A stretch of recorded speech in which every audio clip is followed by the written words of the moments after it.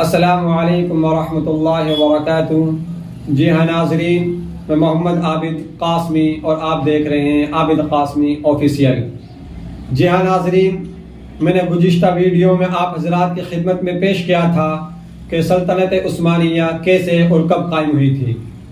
جی ہاں ناظرین، 1299 کے اندر جب سلجوقی سلطنت کا آخری سلطان غیاث الدین قتل ہو جاتا ہے تو کونیا کے اندر عثمان غازی تخت نشین ہوتا ہے اور یہیں سے سلطنت عثمانیہ کے نام سے ایک خود مختار سلطنت کی بنیاد پڑ جاتی ہے، جو 1299 سے لے کر 1922 تک قائم رہتی ہے۔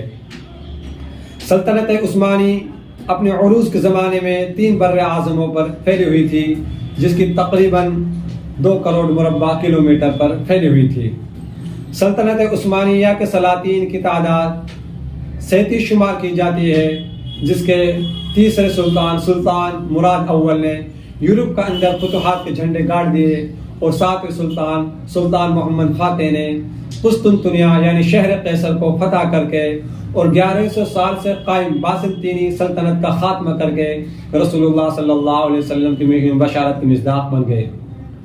سلطنت عثمانیہ کا دائرہ دن بدن بڑھتا جا رہا تھا، یہاں تک کہ مصر، اردن، عراق، شام اور حجاز مقدس کے علاوہ اکثر عربی علاقے بھی سلطنت عثمانیہ کے زیر نگی تھے، یہاں تک کہ فلسطین بھی سلطنت عثمانیہ کی ریاست شمار کی جاتی تھی اور بیت المقدس بھی اسی کا شہر شمار کیا جاتا تھا۔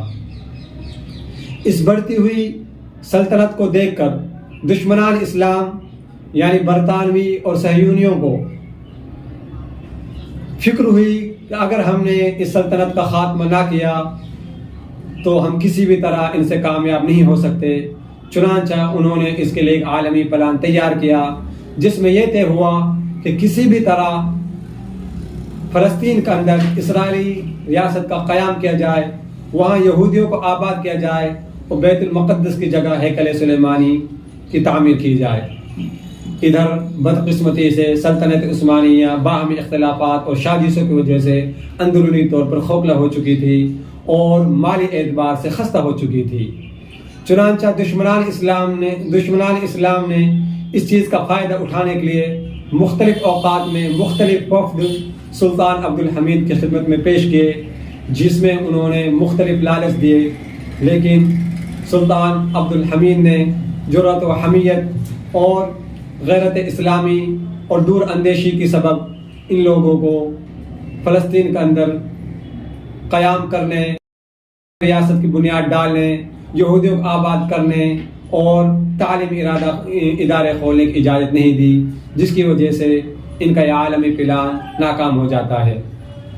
لیکن یہیں سے انہوں نے ایک دوسری تحریک شروع کر دی کہ اب سلطنت عثمانیہ کے خلاف ایک سیاسی تحریک شروع کی جائے اور عوام کو سلطنت عثمانیہ کے خلاف اکسایا جائے۔